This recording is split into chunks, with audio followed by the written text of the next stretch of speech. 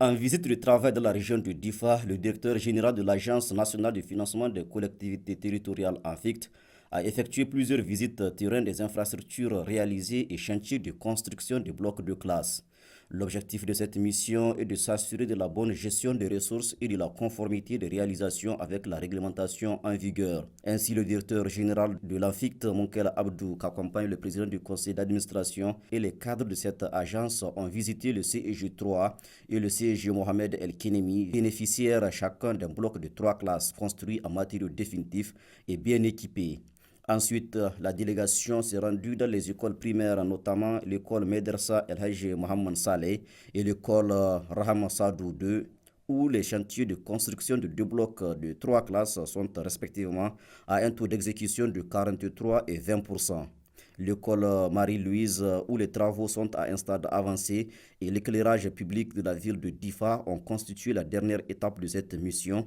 du directeur général de l'ANFICT, Monkel Abdou, qui se réjouit du constat. Toutes les infrastructures réalisées dans la région de Difa par le canal de l'ANFICT sont essentiellement financées par l'État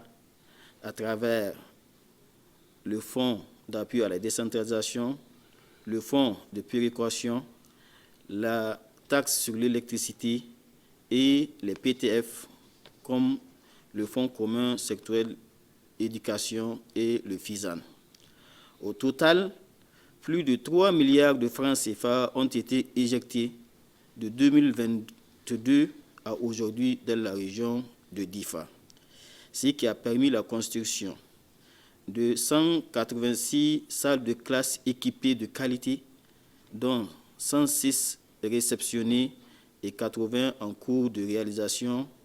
dans la région par le Fonds commun sectoriel éducation. 682 tables-bancs fabriquées par le Fonds commun, un périmètre irrigué à Ménessoa et un abattoir à Toumour en cours de réalisation par le FISAN. L'éclairage public par la TSE et beaucoup d'autres réalisations dans le domaine de l'éducation, de la santé, de l'hydraulique et de l'environnement par le fonds de péréquation. Le directeur général de l'ANFICT et la délégation qui l'accompagne ont mis leur séjour à profit pour rendre une visite de courtoisie au gouverneur de la région, le général de division Mohamed Ibrahim Bagadoma.